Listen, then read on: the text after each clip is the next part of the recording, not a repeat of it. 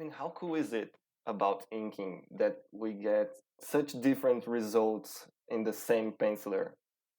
That we can like pick our favorite and say, oh, I like this story better than, I mean, again, it's something that's only possible with inkers.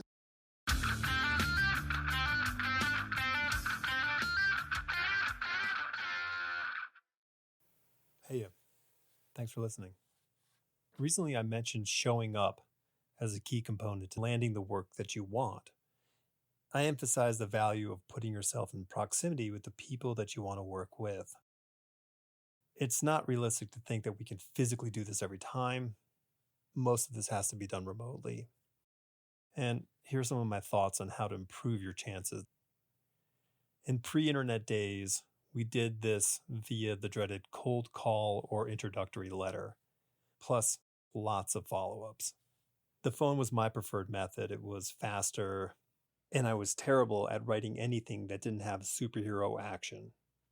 By the time I ventured into graphic design and art direction, phones were still a thing, but email had supplanted letters. Fast forward 20 years and phone calls just aren't part of the equation. While email, direct messages, and various social media platforms, there are way more options these days. And I'm not saying that things were better back then, they were just simpler. So, what prompted me to talk about this was a series of emails I received from people asking to come onto the podcast. And that single request was the only clear bit of communication from most of them. And that was it. They offered little about themselves, their comics, and soon seemed to be the only timeline information for the crowd-funded demographic. Hell, only one of them made a vague reference to the podcast. When I turned 50, I committed to writing novels. Beyond the massive effort to complete the first draft, bashing it into a readable shape required tons of effort on the editing and wholesale word slaughter side of stuff. Turns out, for those headed in the traditional publishing route and seeking an agent, that was just the beginning. Like with every traditional creative industry, there's a finite number of shelves and screens for all the cool stuff. And in book publishing, this limits how many manuscripts an agent can sell. So with an ever-increasing number of would-be authors, agents have developed systems to safeguard their valuable time. And this is where the query letter comes into play. Consider it the illegitimate child of the cold call and introductory letter, bent on humbling writers. It's a tight letter that best sells you, your book, and shows the agent why your book needs to be on the shelves. Did I mention it must fit on one printed page? It's a totally brutal task. But this is how an unrepresented writer puts themselves in proximity with those who they want to work with. And podcasting is no different, save the lack of notoriety and money. So it's the same, right? I know I'm blurring the lines between publishing and podcasting, but bear with me.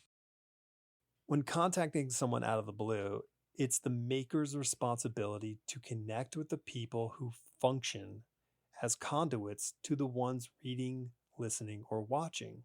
Tell them who you are and why you're emailing them, and be specific. Some podcasts are phenomenal promotion platforms. Others are well structured with themes, segments, and/or questions, while others barely remember to ask their guests what projects they're working on or have coming up. I don't know how other shows operate, but if we don't know one another and you want to be a guest on Tradecraft, may I suggest you listen to a few episodes before you reach out. And this applies outside of the heady world of podcasting, like with literary agents or comic publishers. Don't query your period fantasy if they represent cooking books. And don't pitch your mature urban futurism graphic novel if they publish middle grade monthly comics. You gotta know your audience. So here's the checklist. Whatever work you're looking to do, tell whoever's on the other end of the email why them. who are you and what you've done. If you're selling, pitching something like a book or a comic and want someone to be interested in your work as much as you do, write a great hook line and synopsis. Don't offer to send them a link upon request. Send the link. This will increase your chance of response. And maybe the most important, if the project is a collaboration, list each team member with their credits. Everyone contributed to making it happen. None of this is a guarantee for success, but it will improve your chances for consideration. Remember, if they go elsewhere, it's not a rejection of you. Just keep moving forward. Not everything is the right fit, nor the right time. If these are people you want to work with, keep in touch. Share your next thing, and then the next thing. And I promise you, it pays off down the road. Today's guest is Adriano Di Benedetto, inker extraordinaire. I love inkers. They have this, special gift for improving clarity and lighting on the page. They also make your work look better through this, special synthesis of vision. And Adriano is the entire package. He's inspired by the greats and clearly works hard on incorporating everything he takes into his craft. He's doing some incredible work on Batman right now with a lot more to come. So sit down with a drawing, dip your pen or brush, and ink along. This is me with the ever-engaging Adriano Di Benedetto. Getting to Heroes Con, it takes me an hour and 3/4 to get there. But for you, it's a bit of a journey. What is it going to a Heroes show for you compared to going to a New York Comic Con or a San Diego? I think, well, at first, just to say, my whole trip, like from the moment I left my home until I got to the hotel in Charlotte, it took me like 23 hours because my flight was delayed. Every flight I had was delayed. Oh. This one was rough. But I have some friends that already been to Heroes, and all I heard was good things about it. And especially they say that especially you, that with all your original art and your pages, you do great there. And I mean, it was fantastic. It was such a different show than New York. I haven't been to San Diego yet, but I mean, from New York, it's like a whole different vibe, you know. Mm-hmm. So many great artists, and not that crowded. You could stop at any table at almost any time, talk to anyone. It was like,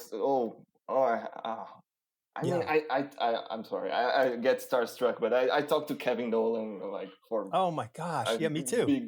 A big while. I mean, I'm such a big fan of his work. Oh, we'll dive into it later. Oh yeah. So yeah, he but so I mean, okay, that's an incredibly long time to go to any convention for 22 hours. So but it was worth. I'll do it again. yeah. So I mean, and you're right, it is very different than New York Comic Con. And New York Comic Con and San Diego, they're very similar in the the volume. There's just tons of people everywhere. Because I think it's easy to confuse it being kind of quiet feeling as if it's nothing's happening, which isn't the case. I think people get a chance to spend time with the creators. Yes. In a way that doesn't happen anywhere else. Exactly. Yeah, that was where I was trying to get, but I didn't formulate it as well. But you put it exactly what it is, and it's not loud as New York, because there gets a time there when you're just like, I need some quiet time, and Heroes, we didn't need that. It was easier. No, it's good. And the other thing that's really, I mean, being a person who's sitting at a table at a big convention, it's tough to get up from that table and go do something, because either you're very busy with people coming up to you and, talking, asking for autographs or whatever the interaction may be.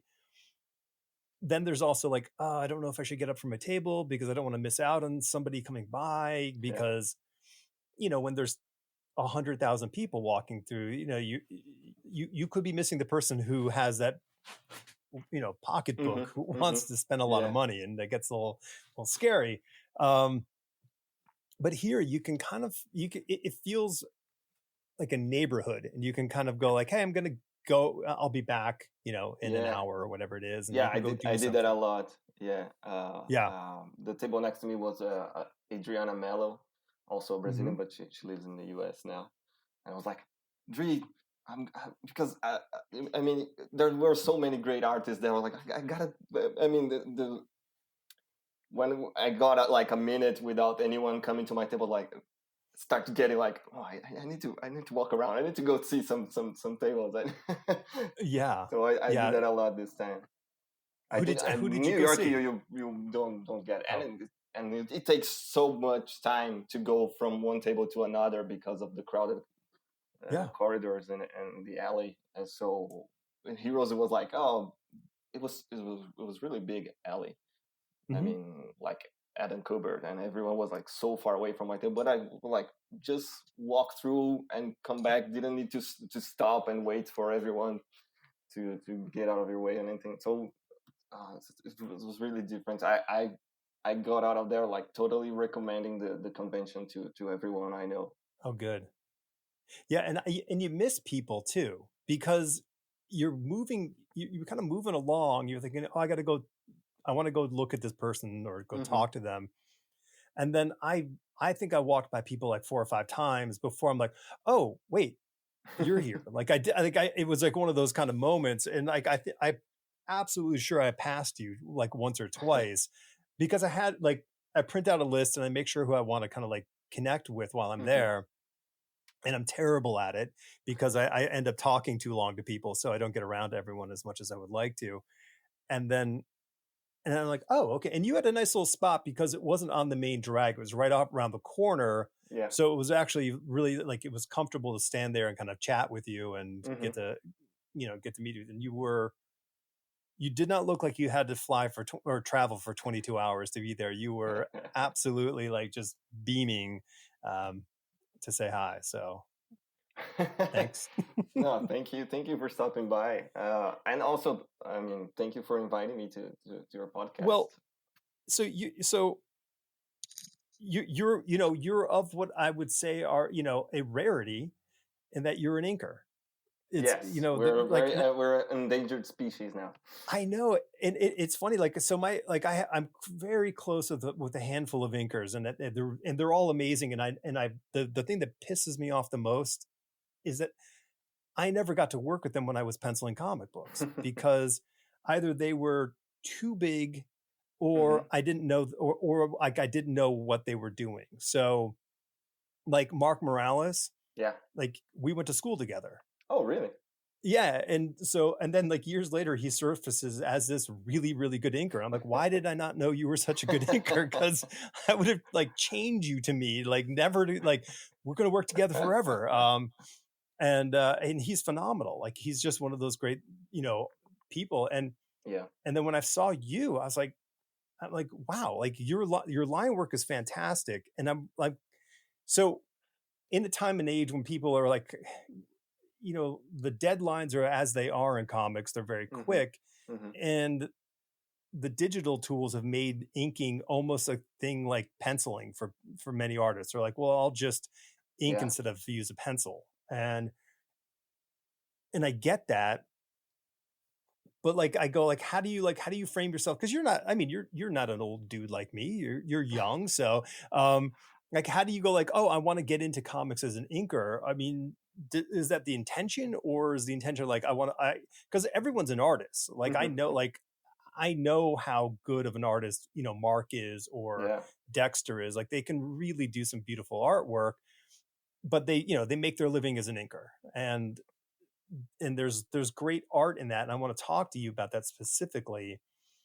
But when you were like, hey, I want to be in comic books, were you like, was this a skill set that just stood out and everyone's like, ink me, ink me, ink me?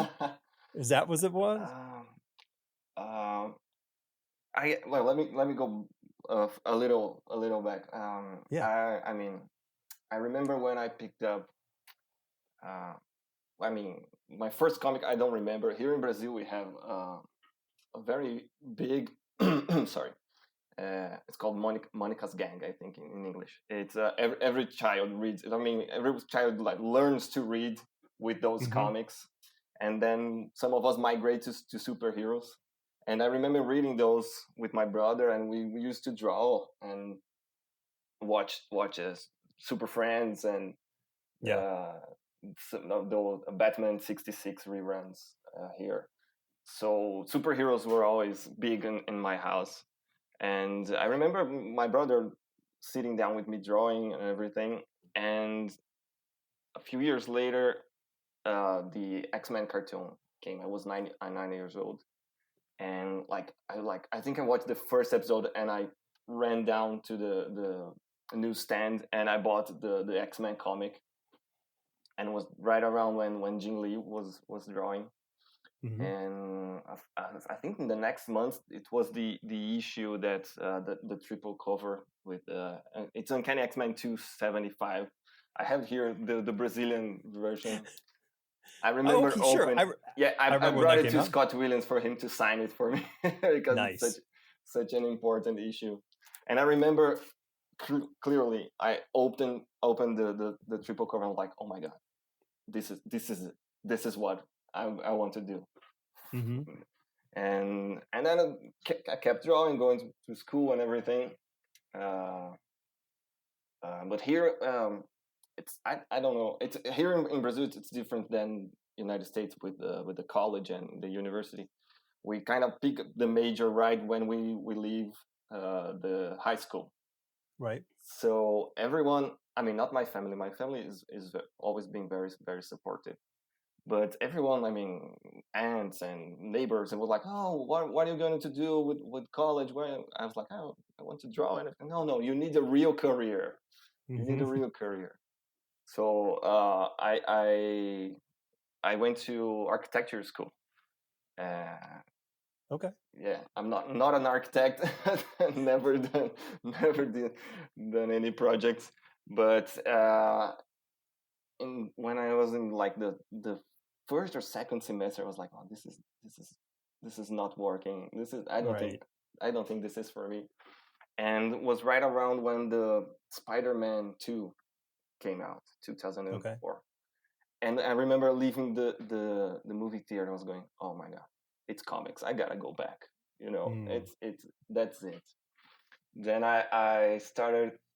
I used when I was in high school, I did like some drawing school, some courses, and so but I stopped when went to college, and then by the end of college, I came back to one of the teachers there to do some to get some classes, and he he he had like a few students there, and every assignment that he did like you know anatomy and storytelling, and then we get some inking exercises, and then I would do some, and then he would always like pick an assignment for each student, and mine would be always the hardest, more details, more everything.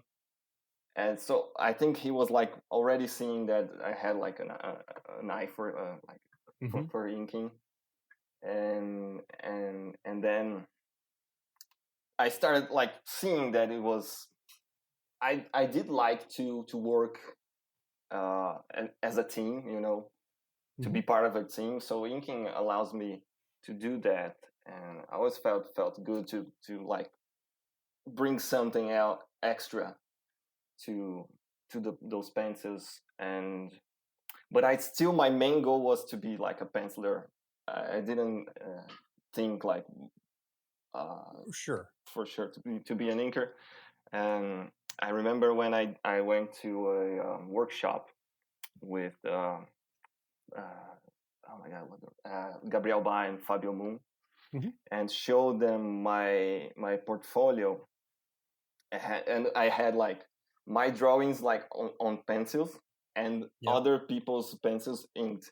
I didn't like to ink my own pencils. Mm-hmm. And one of them said, "Oh, why don't you? Your inks are really good. Why don't you bring your stuff inked?" I was like, I don't like inking myself. And he goes like, "Of course you don't. Your everyone else's drawing are better than yours." Oh, ouch! Wow. I was like, "Oh, okay, thank you." But it kind of opened my eye a little. It was rough, but it opened my eye Yeah. for inking, and and then my teacher, his name is Manny Clark. He used to draw for Marvel and everything, and I was doing inking a Sasquatch for the Alpha Flight, and because I used to use only the pens and markers, and he was Mm-hmm. like, the fur doesn't look good. It doesn't look good. And he goes, do you own a brush? And I go, I do. I mean, I bought a brush like 5 years earlier, Winsor Newton, but it was still in the package. Right. Like Right. It was intimidating you through the yes, packaging. it was. Yeah. Because I read everyone everywhere, oh, the Winsor Newton. I go, okay, I'll buy that, but Mm-hmm. I didn't open for like 5 years or something. And he go, bring that brush. And then when I started inking with the brush, I was like, oh, now I know that this is Yeah. it. But even now my style, I don't use a brush so much. It's like maybe like 90% pens and the Mm-hmm. markers. But it's still brush, still my biggest inking passion. But I kind of went another way with my line of work. Well, it's okay. So let's unpack a whole bunch of stuff here. Sorry, So that was a lot. no, it's good. So it's interesting about inking your own stuff, because inking your own stuff really isn't, most of the time isn't really inking. Mm-hmm. It's this final stage Yeah. of redrawing with ink versus inking someone else. So when somebody, like years ago, I did a couple pinups of a friend's stuff for his comic, and Mm-hmm. he's like, "Hey, would you ink them?" And I was like, "Yeah, sure." Like I did, like I can count on my hand how many times I inked other people in my life. I mean, just it wasn't a thing I did, and I was like, "Sure," but like all I did was like I'm like, okay, well, this one I'm gonna make it look like Mike Allred inked his stuff, and this one I'm gonna make it look like Kevin Nolan inked his stuff. Like that was where, because what I was trying to do was trying to embellish his drawing in a Mm-hmm. way that it looked like the drawing was asking for. Okay. That's what I was Yeah. looking at. And the other thing is like, yeah, sure, that hurt like hell when someone said like, the drawing isn't good enough, everyone else's stuff is better, which is semi unfair, because you had copies of professional artwork Oh yeah, of course. I mean, it was like my drawings, and then like Ivan Reyes and Olivier Coipel.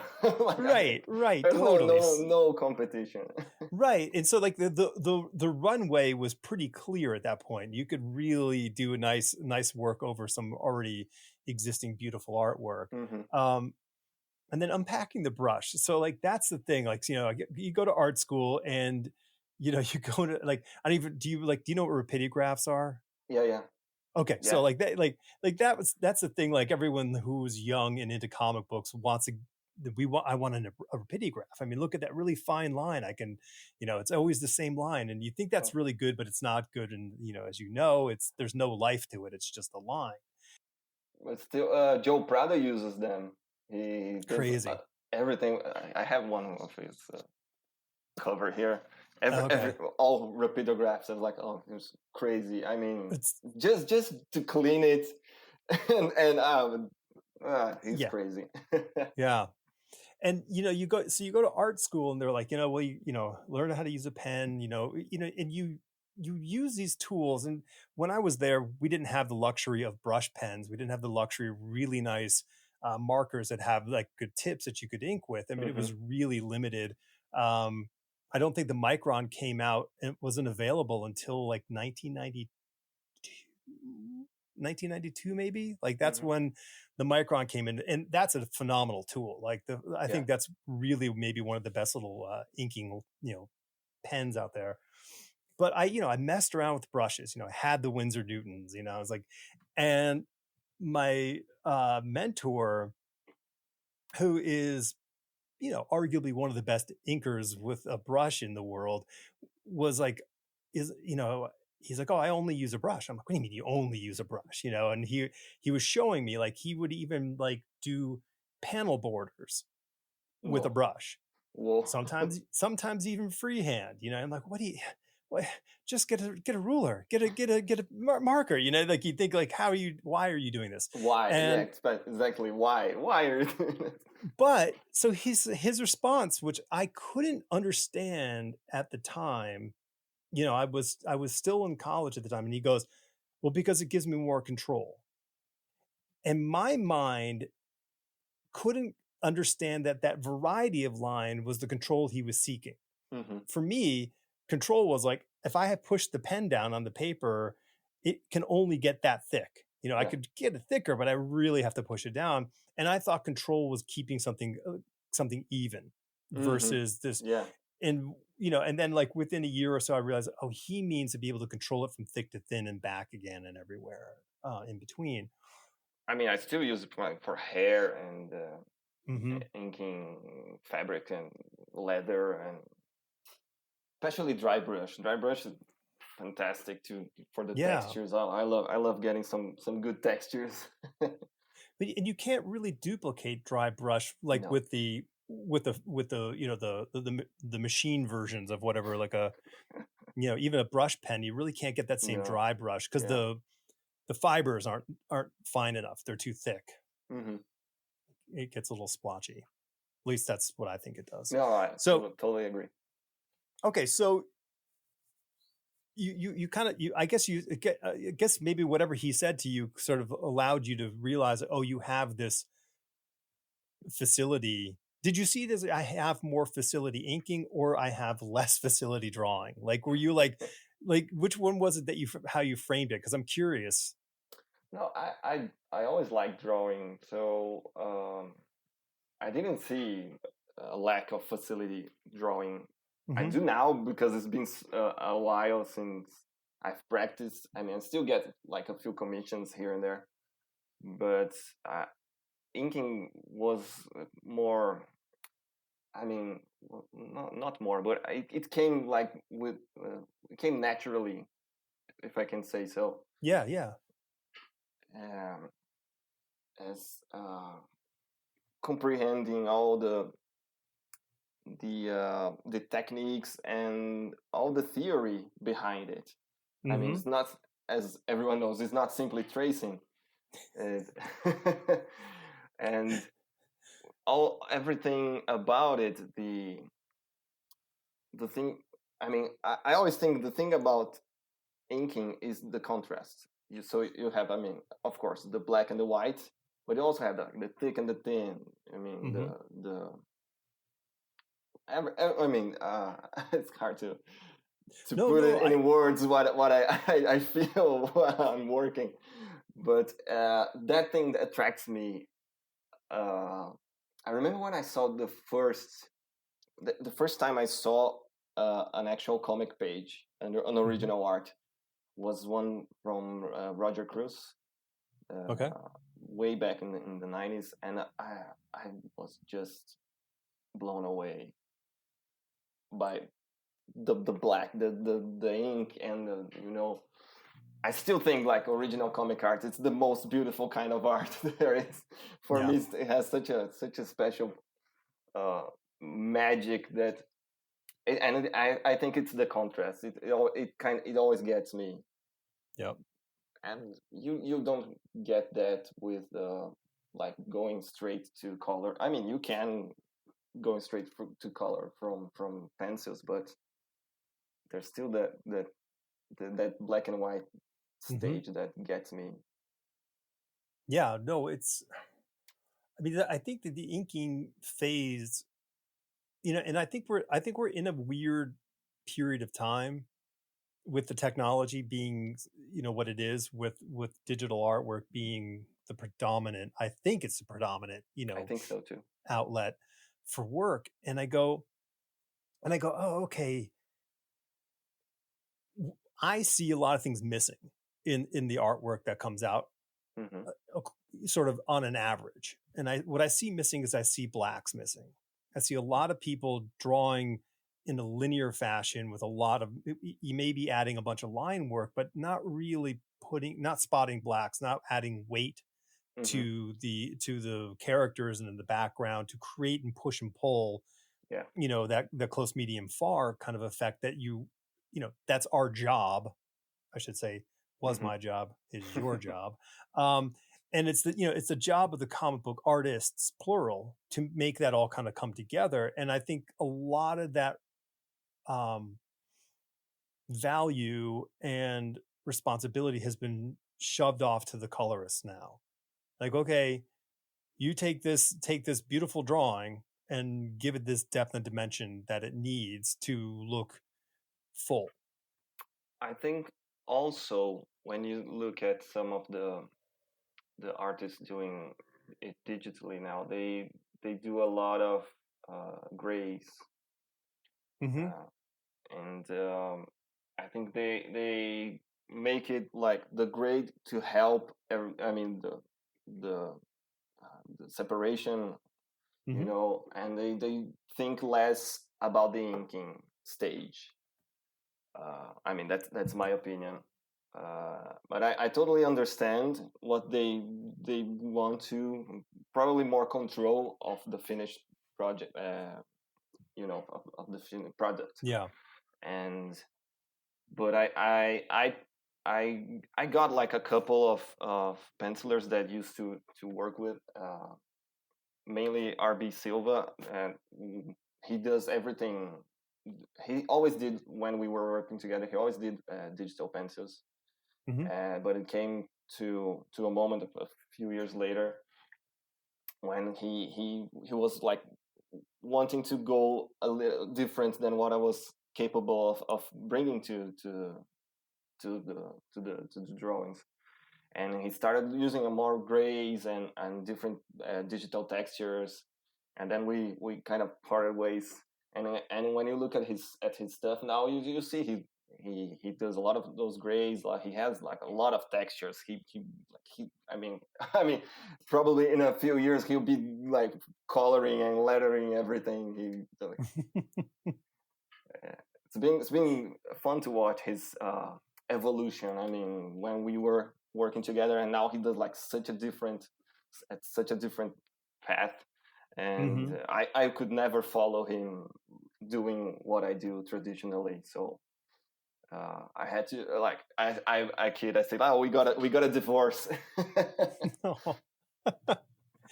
Well, yeah, it's there's this so there but there's this historic, mythic um team up that happens in comic books with the penciler and the inker. They're Hmm. these sort of titanic, duos Yes. that we look back on and go, oh my gosh, like that, Scott Williams over Jim Lee, Hmm. various people over John Byrne, and Klaus Janson over Frank Miller.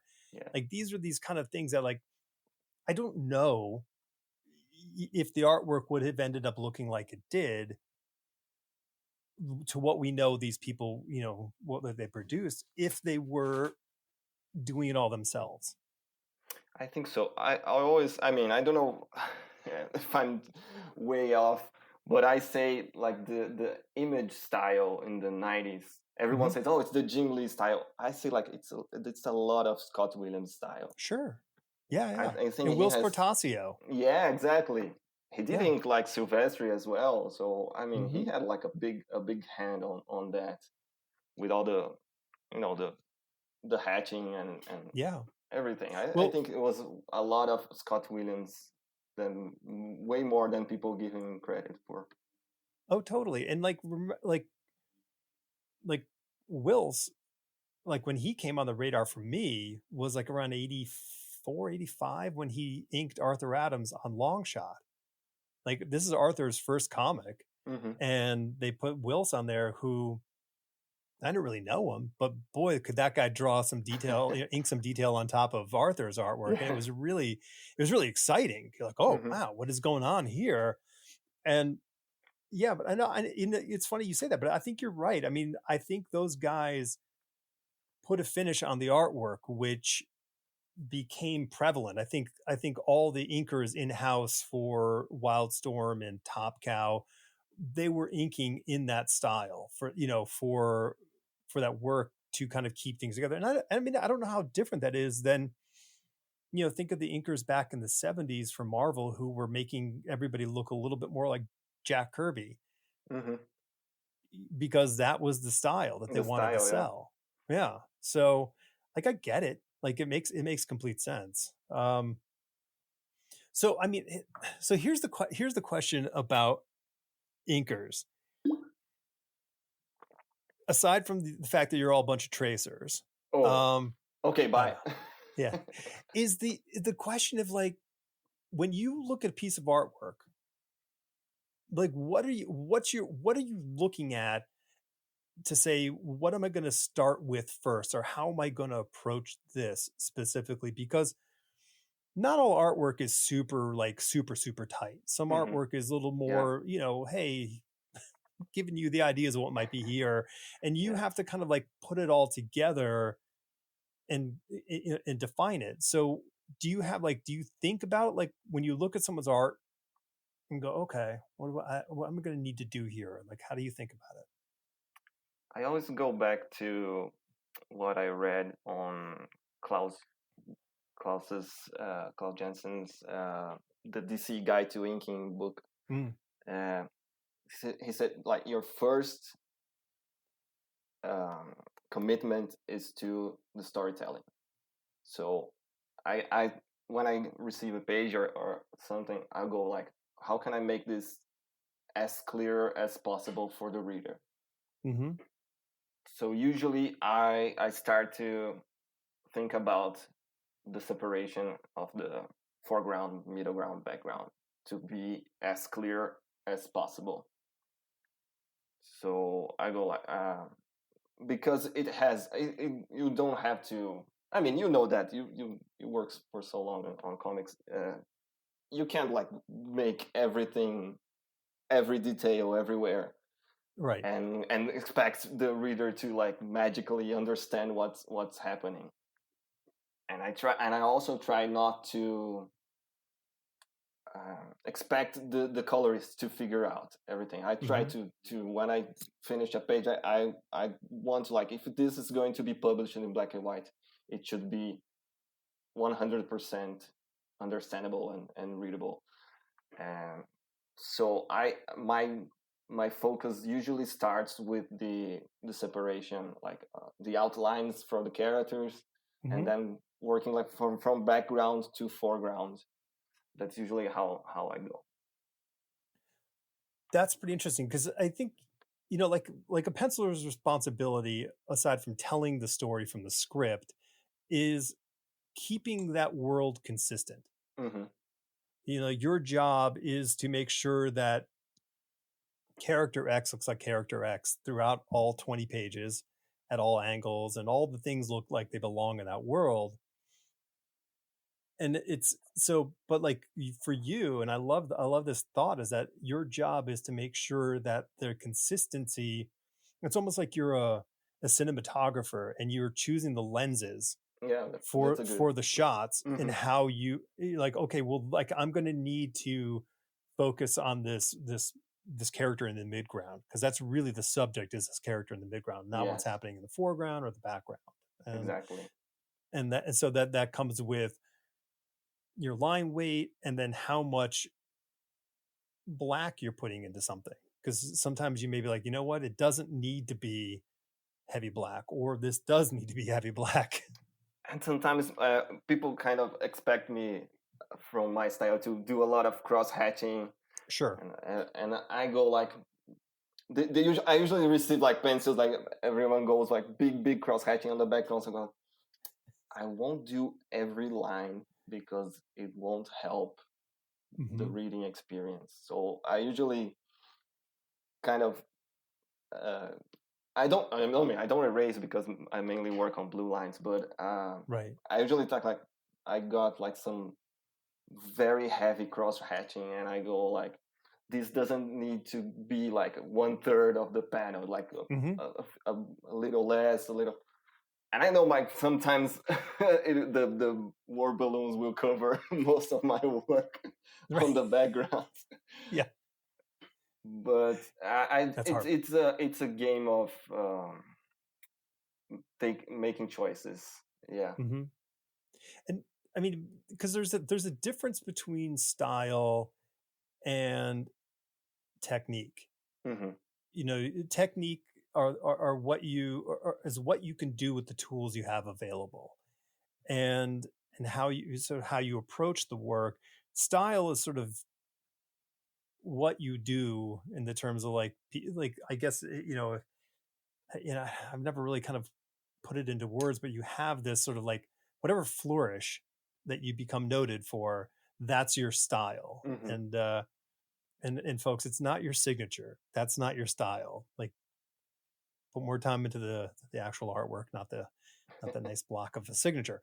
Um, but it's super tough because you you have to adapt what you're doing to Yeah. the different artists, because not everyone who's coming across your drawing table is drawing the same thing the same way. Yeah, and it's tough. I mean, I usually it usually takes me a while to go from one penciler to another to feel like oh, now I'm Mm-hmm. getting like kind of losing. I mean, getting my hand a little looser in that different style. I remember when I inked Corey Smith on Captain Marvel. I had such a difficult time getting like I took me like a couple of issues to like get the flow of his style because I came from like 3-4 years inking RB, and he has such a different, more like animation style, and Corey has like a large. I mean, I don't know how to put into words, but it took me it was my handwork was it took a while to get that feel, especially with the outlines. Mm-hmm. It has like a broader style. I mean, I still can't put it into words. I'm sorry, No, it's okay. but it happens when I mean you have to be able to adapt, and I know that it is still a difficulty that I have. I take too long to adapt. Oh, no, I mean, I can understand that. I mean, I think if there's anybody, if there's any relationship, if we're talking the traditional, comic book creation process, that inker over the penciler, that's the hardest sort of like synthesis that has to happen, because it is really melding two people into one piece of black and white artwork. Yeah. Like, how do you come to that answer? um yes, it is a lot of work for a penciler to figure out how to best tell a writer's story, because Hmm. some writers will put a lot of stuff in there and then expect the artist to kind of solve all those problems for Yeah. them, which is totally within the rights, but it becomes a challenge. Of course. But that's not seen on the page, because people don't know what the script says. Like, they just go like, here's what the page looks like. But with a inker, you have 20 pages that you have to solve this sort of problem and make it look cohesive and nice by the end. Yeah, I mean, I would be like, for me, if someone's like, oh, hey, ink this issue, I would be worried about getting to like page 18 and going, that's what I need to do, and then Oh go yeah. back and have to like fix stuff to like make it look like what I'm doing at page Oh yeah, 18. it happens, but I don't go back. There's Never I go mean, back. there's always the next page, you know. Yeah, Tomorrow there'll be a new page, so sure. try to be better tomorrow. Don't so when you get the comps, don't read don't read. Yeah, don't judge yourself too just, harshly on this. just go to page 18 and read from that point on. You keep posting 18 on your social media for like the weeks leading up to it, just so people can get into the message. If you see numbers appear on Adriano's social media, this is what he means. Just go right to that page. That's when it starts getting good. I'll go some encrypted messages. Yeah. So, okay.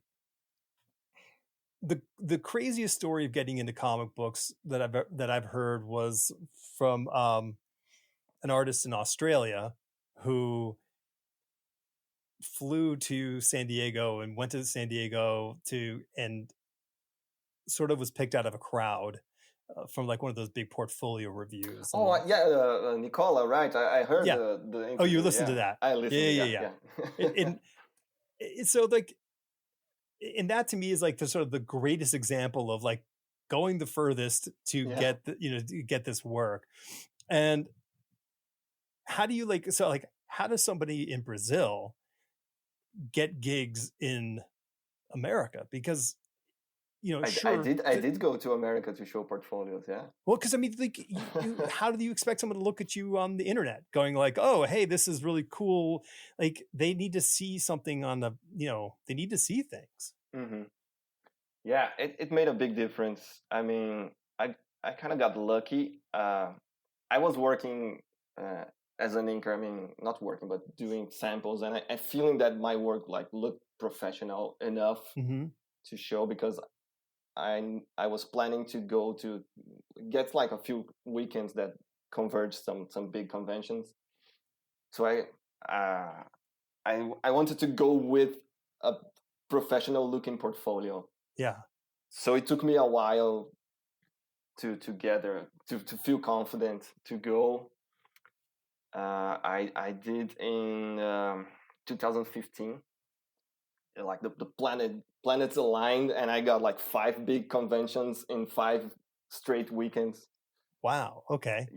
Yeah. So let me remember. I did the Seattle, the Emerald City, then WonderCon, MegaCon, the Calgary convention, and then C2E2. All 5 weekends in a row, and that doesn't happen anymore. No. Yeah. So it was a magical year, and I went with my portfolio, and right away on Seattle, I got to CB Cebulski. He was doing portfolios reviews for Marvel, and I got early, so I got one of the few spots, and we chatted, and he liked my samples and everything, and gave me the some contact. He still wasn't like the big name at Marvel. He was, I think, talent relations. And from then on, it was different. I tried to talk to different editors at the shows, always going to the panels, like they had the breaking into comics panels in almost every convention there. So each editor that was there, I tried to introduce myself and talk, and then when I came home, I started sending do some follow-up work. But going there personally, like, really helped. It made a difference. Yeah, no, I mean, it's, I if I sound like a broken record, it's because there's only one track to play, and there's only one side of this record, which is you need to develop personal relationships with the people. If you, in any field, if you have any intention of being a professional in said field, you can have a huge following on social media, but that does not make you a person that someone wants to hire. The relationship that you create with another person, that's what's going to get you that gig. There's no question. It's always that case. And So, okay, 5 weekends in a row. So how many banks did you have to rob? Were you like robbing banks in Canada and then like running over this into the States to pay for these shows? Like, because that's, I mean, 5 weeks of anything is expensive for Yeah. travel, hotels, I mean, food, Yeah, all I of the stayed in above. hostels, so it was a Okay.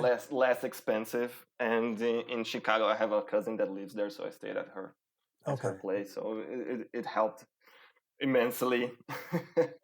Was it your And first time in the States? no, I have been Okay. before, but it was my first time alone. With all traveling all by myself, Sure. and it was a very interesting experience. Dining alone, and I'm a very Well, shy kind of person, so I didn't which is like so start not making friends, and so I used to you're go I to restaurants and after the conventions, and everyone thought like I was sitting alone, like eating, and then I'm gonna go back to the hostel, so I gotta get some rest and do it everything again tomorrow. well, so but you were on like you did a mini tour. So like that's Yeah. 5 shows that that's like a month and like almost a month and a half of time. I mean, did by C2E2 time, did a few people recognize you like from Emerald City? Like were there some people going like, "Hey, weren't you over like I did get. I mean, there was some artists that I talked to in multiple shows. Mhm. So uh, uh, I remember Jimmy Palmiotti was I think at WonderCon, and then he didn't have time to look at my portfolio. He go, oh, I can't have a. We will be at MegaCon, and he will, yeah. So I'll show you there. Jimmy's looking at you going like, "What?" What? I'm going to Orlando? That's hilarious. So Jimmy's a great guy. He's Oh, he's he's the he's a best. total sweetheart. But okay, so I mean, you were chasing down like editors and publishers, Yeah, but to get I was like, always trying to stop at different artists and right. inkers to show my portfolio, and that's where I met Dexter and Mark Hmm. Morales as well.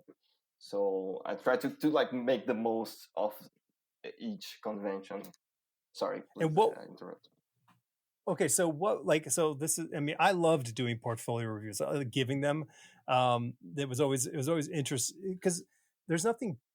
I don't know. There's nothing quite like someone who's so excited to do the work to talk to them about like how they think about it and what they're doing and why they're why they have on the page, well, why did you do this, and have them go, oh well, I did this because of X, Y, and Z, Hmm. rather than go, I don't know, and then you go, okay, well, good luck.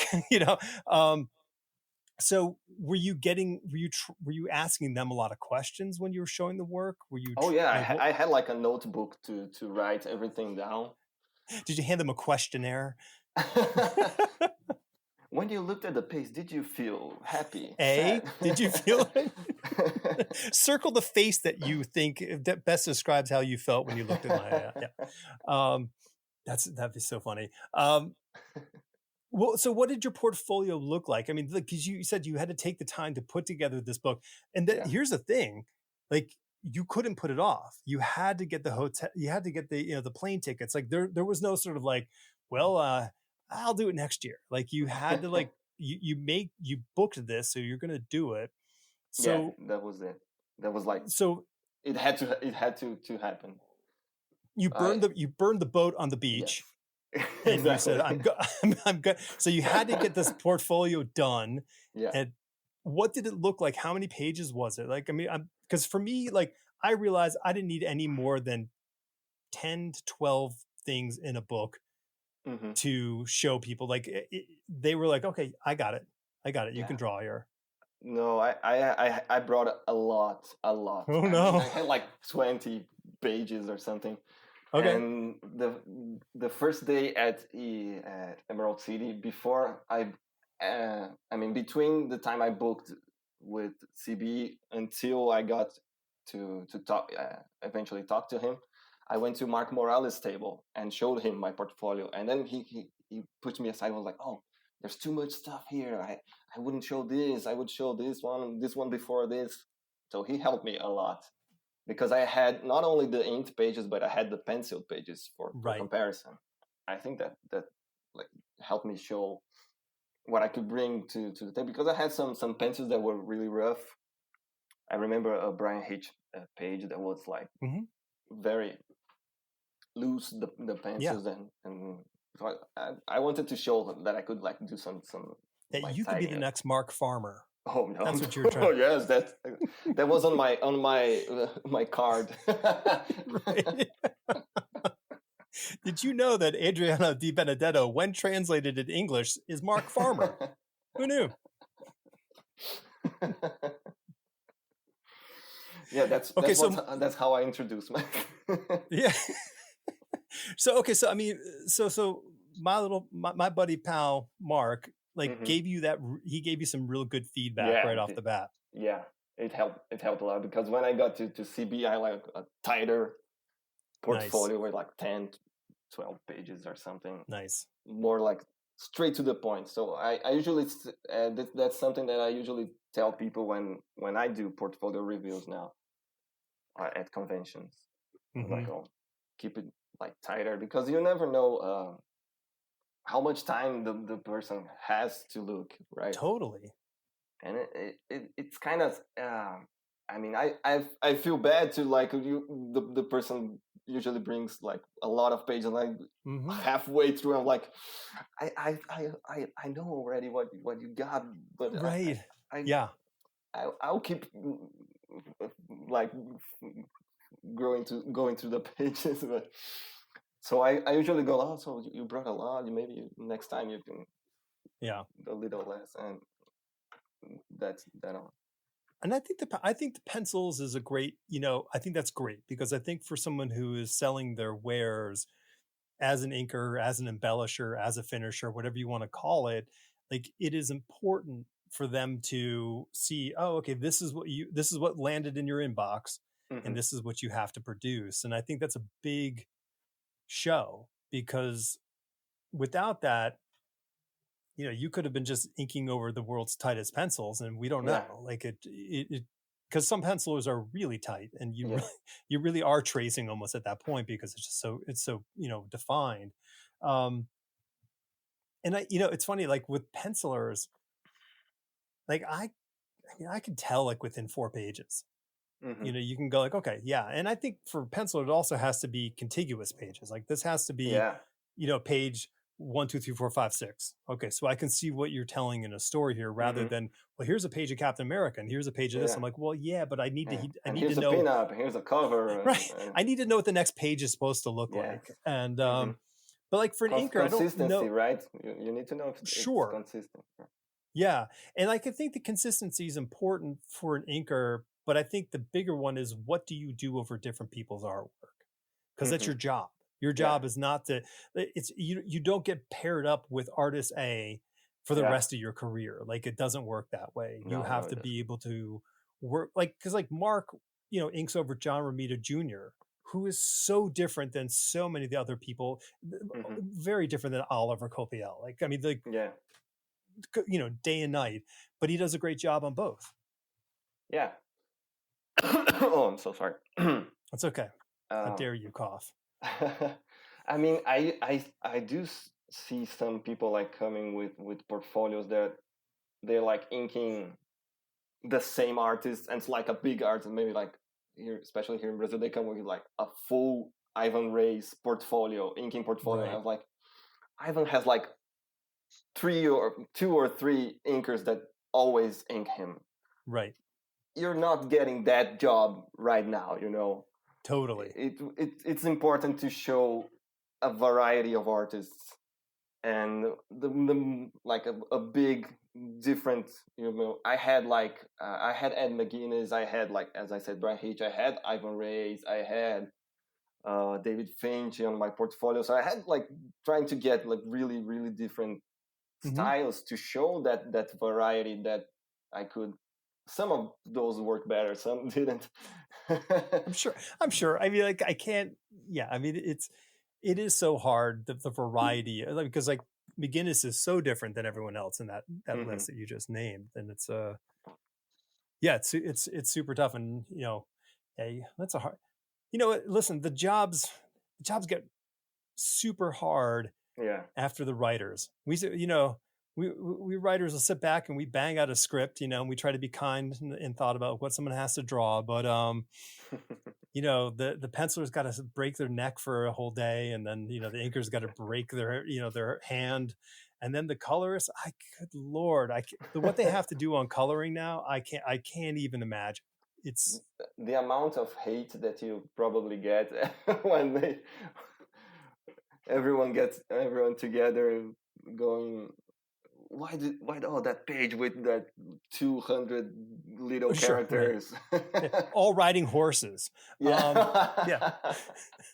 Yeah, but it's like, and the thing is, a few friends are colorists, and the toughest part is that they're at the end of the line, so that timeline gets so compressed, and so the editors are like really expecting a lot from those guys to make up some time at the end, which is really tough.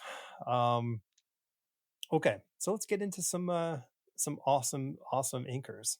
We've already mentioned Farmer, because that guy, boy, when he exploded inking on top of Alan Davis, it was holy, it was unbelievable. And what he did on Adam, I don't know, did you ever see what he did on Adam Hughes? I think so. I'm not. It's like Legionnaires. I think it was Legionnaires was the comic book for DC. I don't remember. Yeah. See if you can hunt it down. It's some pretty cool stuff. I'm gonna even write it down. Legionnaires. Yeah. Might have been Legionnaires #7. Don't quote me.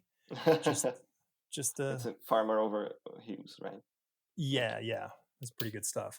But well, let's just get right to Kevin Nolan, because that guy, the influence that guy's had on so many inkers and artists, yes, is unbelievable. I think Kevin Nolan was like one of the first time that I noticed an inker, when he did the Sword of Azrael with Joe Quesada. Yeah, sure. And I was like, I mean, Jimmy's great, but I was like, it never looked the same. I didn't know why Quesada's work never looked as like that again. And then I realized it was the inker. So that thing kind of clicked to me. I was like, oh, that's possible to make a difference, And his line work there, oh my god, I got to see an original from those a cover that had like some Alps in the background, and I was like, I took pictures. Right. It came really close. Like every time I draw I ink a mountain, I look at those because they are so. I mean, it was such a small part of that cover, but it was like so beautiful. He has a way of doing a few things that I don't think I think that leave us all going, how did he do this? I think that his ability to contextualize how the penciler has put shadow on a page is unbelievable. Like, the pencil is like, hey, I drew this page and I got, look at all these wonderful shadows I drew in here. And then Kevin's like, hold my beer. And he and he goes right to it. And it's not, and he's not saying you didn't do a good job, young artist, but what he's doing is he's revealing more of what could happen within this sort of image. That's a great definition of what can be achieved. That's the goal, right? Sure, but that's just with the blacks. That's just with the blacks. Then you consider his ability for clarity, so he can go so fine with a line that doesn't fall apart, that doesn't disappear. He really can put a line down that is super crystal, that balances so, which all of us fall million miles short when we all try to do that.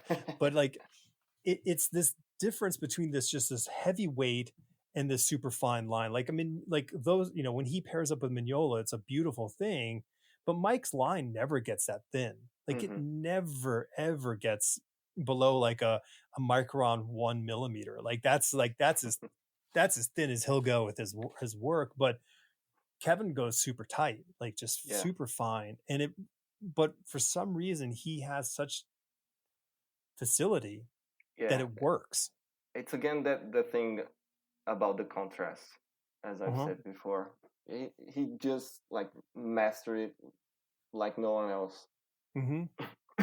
Sorry. And then texture. I think that's his other secret weapon. Yeah. I mean, everything looks as it should. I mean, rocks look at rocks, wood and fabric, and it makes it so tactual, it's also, again, we all aspire to. No, it's so crazy because there was this period, that like he really did a lot of work on a lot of people, like in the early 90s and throughout the 90s, and there were these just wonderful examples of what he could do over other people's work. That aliens thing that he did over Dan Jurgens. I was going to say exactly that. Yeah. And like, and I'm sure Jurgens was like, oh, I don't have to do all this work. Like I can put it all on the page to a point and then let Kevin kind of run with the ball, because it really was an eye opener for so many of us. We're like, oh, because Dan Jurgens' artwork is superhero. It's straight up superhero. It's like, yep, that's Superman. That's how he looks, and it's great, and it's what it needs to be. But then you add Kevin's artwork onto this thing, and it becomes this entirely different piece. Yeah. No, I don't think I can add anything else to say that it really is. I was going to give that example as well. Yeah. Well, I mean, if you're a fan of, his work or anybody's work, there are these sort of these things that pop out and you go, well, this is the greatest thing ever, and so like to ignore them is a crime. So who else as an inker has kind of blown your mind and kind of had you add some sort of tool to your arsenal? Always, as I said, Klaus, of course, such another master of contrast. Yeah, the thick lines that he does. I mean, come on, everything's so bold and I mean, in your face, powerful lines. It's such an unique style as well. And I mean, looking to a different kind of style. I mean, Rudy Nebres always blows me away.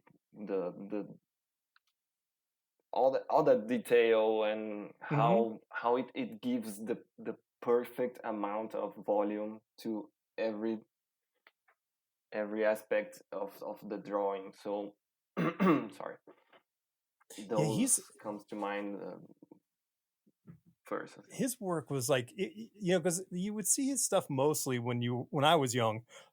You would see like on a Conan thing, there'd be like the Conan Savage Sword magazine or something, and there would be this Rudy Nebres, story in there, or him inking somebody, and it was just as, I felt like there was this kind of connection to, oh come on, don't blank on his name.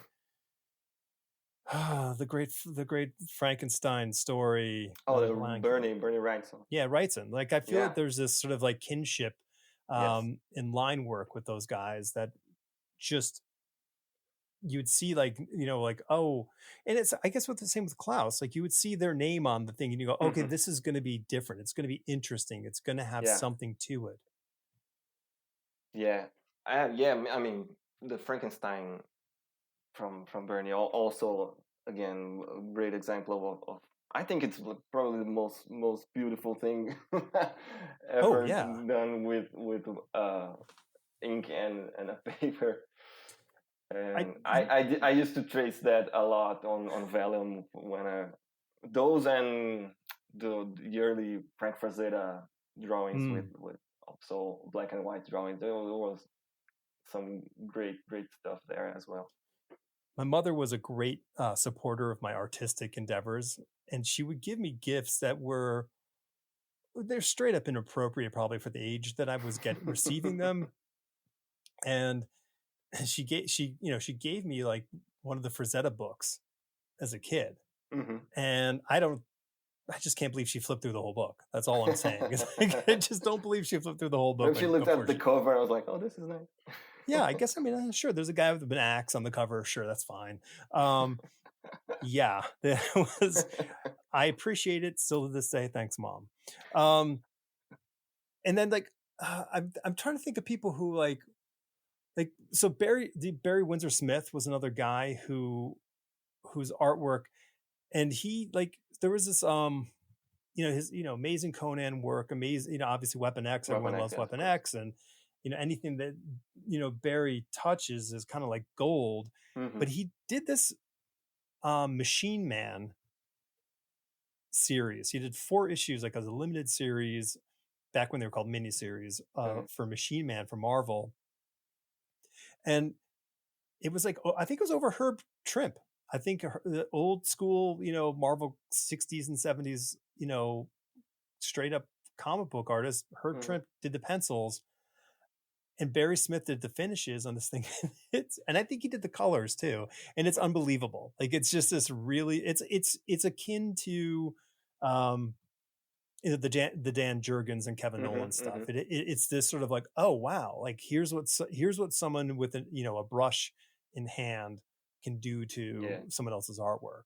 this is what is possible. I mean, Right. you sometimes you get like that person that goes that shows that an another thing, and no one was thinking, like Mm-hmm. goes to some place that only him or her Right. could see, right? And after that it opens uh like it open the gates to everyone, but it has to be like it has to be the first person to do that. I think we get Mm-hmm. some of those, like you said. Well, there's, it makes me think like when I looked at like, I grew up on John Byrne comic books, so they were sort of like hero of the day kind of stuff. But and we were all very familiar with Terry Austin over John Mm-hmm, Byrne. mm-hmm, But like my favorite version of an inker over was Joe Rubenstein. I mm-hmm, just thought Joe added a level of um, like there was a humanist quality to his inking line and texture to his work that didn't exist in other inkers on top of him. mm-hmm. And it was amazing. They didn't do enough work. I think they did mostly, if I remember, it was like Captain America stuff, but it was very cool. Um, you should definitely take a look at just take a look at like what that looks like, because Mm-hmm. it's different. It's now I'm thinking like I want to see Mark Farmer ink John Byrne. I mean, how cool is it about inking that we get such different results in the same penciler, Mm-hmm. that we can like pick our favorite and say, "Oh, I like this story better than." I mean, again, No, it's something that's only possible with inkers, with people specialized, and it's kind of sad to see that fading away lately. yeah, I mean, we're in a we're in this time obviously where right now the biggest thing to scream and yell about is with AI being an artwork tool. Hmm. And you know the way I look at it is like it's a tool that's the fear factor of what people are screaming and yelling about right now. And I'm not trying to say that in a pejorative fashion, but what the fear is not the reality of what it is. Like there's not going to be this sort of prevailing push button AI comic book world, around the corner for us, because inherently we don't respond to things that are not done by humans. Like we just don't, we don't care. I mean, there's going to be people out there who understand the algorithm and who are going to go, yeah, this is the greatest thing ever. But there's such a minority. Like it doesn't matter. Technology has elbowed out right now the the standalone inker as this sort of number two spot in the artwork lineup. Like there's not as many people doing the craft because of technology. And I don't know if this is a thing that's going to shift. Like it could shift, and in 10 years from now people can go like, you know what, like I don't want to do my own comic book this way. I want to have a collaboration. I want to have someone ink my work. I want to have somebody color my work. We don't know what the future is going to hold. I mean, yes, the tools will make it easier for us to do this stuff independently, but inherently, is that what will happen? I don't know. Yeah, that's interesting. It's a good way to look at it. I mean, it's a better way that I have been looking from the last few years. Yeah, I just don't. I don't think we should be. I don't think we should be terribly afraid of it. Listen, we use AI all the time. It's baked into so many of the things that we use as far as our electronics go. Sure. And we can't live this sort of off the AI grid lifestyle. It does. Like it's funny. Like I wonder how much money I have paid Adobe in the last 25 plus years of my life. Like it's got to be tens of thousands of dollars by this point, something like that. But I think like, oh, hey, maybe I'll get Affinity, and use their tools because they do what you need to do most of the stuff. But then I go, okay, every single week I get a photograph from an artist or a writer to add to my graphics to put up for my podcast. And like, I don't want to have to go back to drawing a path around a photograph to make it, just to make it, a mask. I don't want to have to go back and do that because I don't the time. And so the question, like mine goes like, yeah, that's worth $25 right there. Like that is worth $25 just to get that out of the way. It's funny, it was over 10 years ago. I remember I wanted it actually to talk to Mark and a couple other inker friends of mine, because the one thing I think that's missing in the digital tool environment is an inking tool that sort of feels like inking. Because I think the drawing tools have gotten better. Like Clip Studio does a really nice job for the drawing side of like making a comic book. There's a lot of tools that kind of work for you, but I always feel that the inking ones don't really feel like inking to me. I don't have too much experience on it. I try to I mainly use digital to like to fix patches and when we have, but I do see, I mean, one Daniel, do you know Daniel Henriquez, the Portuguese inker? He does everything digital and it looks really really good. It looks I mean, it looks real for me. Yeah, he I think he does on Clip Studio. He has like figured it out. And he's such a talented inker. I'll send him some. I'll send you some of his stuff so I'd love to look at that. Yeah. Yeah, because I would say he cracked it. Yeah. Okay. I would say, yeah, especially when he was inking Robson a few years ago on Aquaman and everything. I remember looking at what he was posting online and like being 100% sure that it was traditional. But he's really, then I talking to him, oh no, it's all digital. It's like even his paper feels like it has some that's of crazy that texture. And so I would say he figured it out. Amazing. And but he's going to he's going as you gone to writing now. Oh, really? Okay, Yeah. well, welcome aboard. Yeah. The evil train of writing. Yeah. Well, I guess, I mean, the reason I think about it is like I just wonder if the like if there was if the tools were more in line with how an inker approaches Hmm. the work, I wonder if that would foster and encourage more people to ink. I don't know. I know the end result of having a finished piece to sell to a Hmm. collector is a super important component Yeah. to using ink on paper. And far be it from me to deny anybody their, that livelihood. But, Hmm.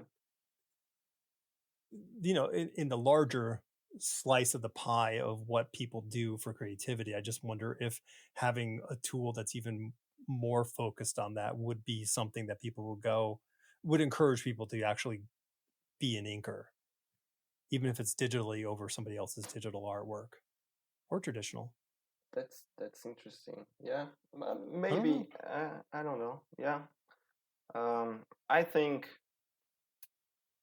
uh, people do. I mean, especially working for the big two, people only want to know about the deadlines. You have to Yep. be faster. You have to be. So if if you have the tools that will help you be faster and produce more, I mean, usually what I hear about people that go digital is like, oh, now it takes me half the time, so I can produce twice as much. So it So does. they're still working all the Yeah. time. Still. The people who spend my money are happy. I'm still working. Um, yeah, I mean, it's a very hard balance. I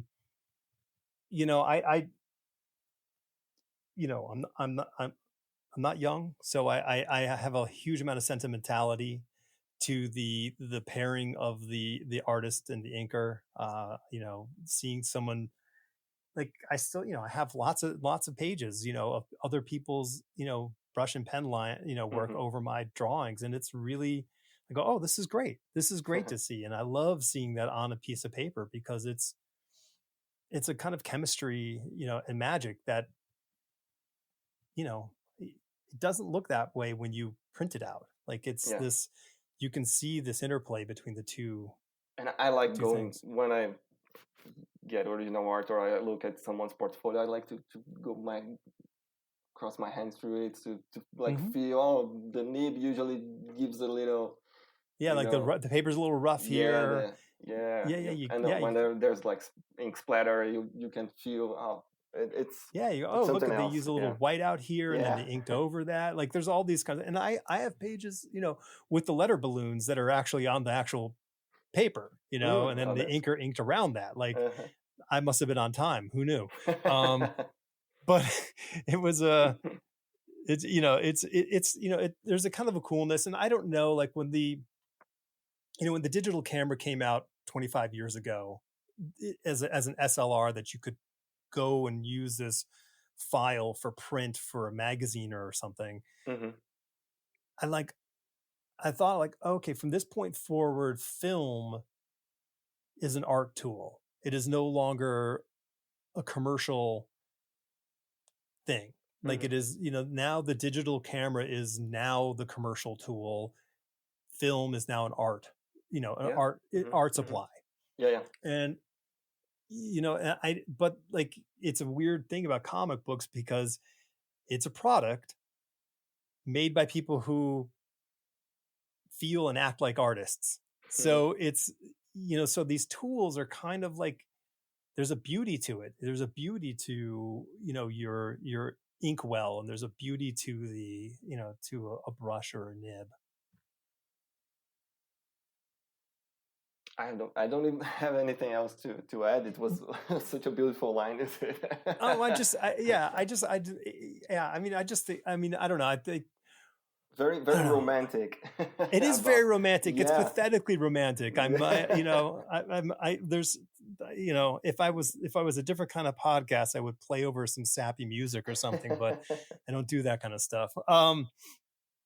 Okay, so I met you at Heroes. Are you going Mhm. to coming back to the States for a different show this year, or are I you have, yeah, New York Comic Con in October. nice? Yes, will be. Nice. I think it's my sixth or seventh New York Comic Con.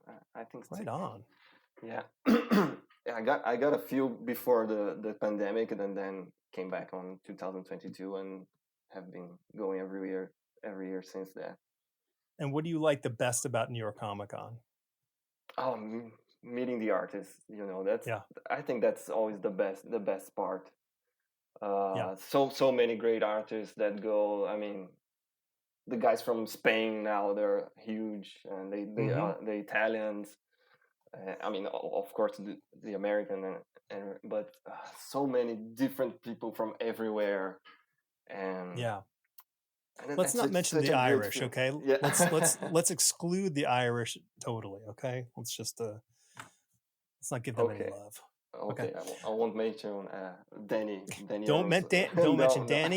Don't mention Danny.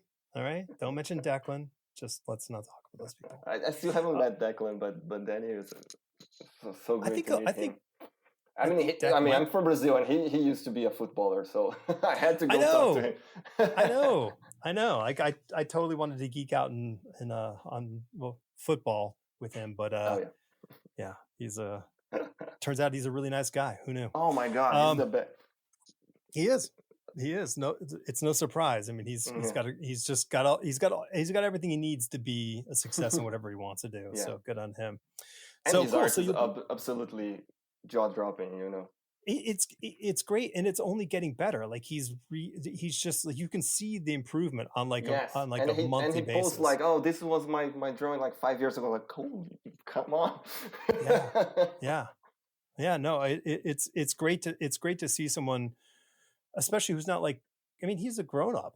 Like he's a man. You know, like he's really like it's encouraging that you can do whatever you want to do whenever you Yeah. want to do it in Yes. life.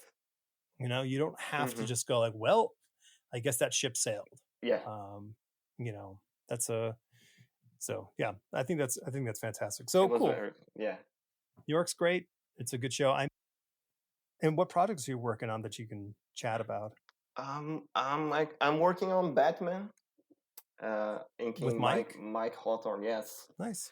we did a 10-page backup story that just came out on issue 150, and now we're Okay. doing another 2 issues.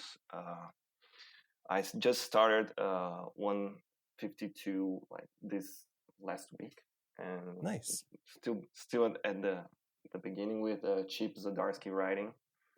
It's been a good collaboration with him since Daredevil. We've been doing Chip, Mike, and I. It's great. So it's a good team to be able to go back to from time to time. Hmm. And I love inking Mike's pencils. It's It such a looks great. Like thank you. the yeah, I mean your line work over his stuff and I think he comes from at least that approach that we were talking about earlier, like Hmm. that very sort of like cross-angled line that Yeah, Nolan employs, and I think Mike does that as well. And you seem to have a good flair for bringing that out, so that's I good. think I think it blended well with my approach to Yeah, to the line work. Yeah, he's such a technical artist. I mean, yeah. eh, you can see that he takes the time and he thinks about everything. Mm-hmm. So I try to make it. I mean, to do some justice and not lose that aspect of his drawing. So and he seemed to be like enjoying what I've been doing. So that's a good sign. Oh, good. So no death threats have come through. This is good. Not yet, yeah. Okay, good. Keep it up. Well, maybe he's sending them over to Zdarsky, so you never know. Cool. Well, that's exciting stuff. That's a great combination, and you got to be really pleased and happy that you're doing this kind of work right now. Yes, of course. And the reception was pretty good when on our other arc.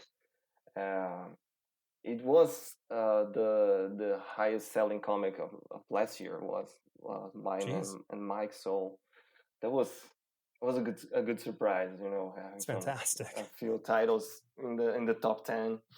So, uh, oh, it's really good. It's really good, and That's amazing. he's so great to work with. Such a great guy. Still haven't met him in person.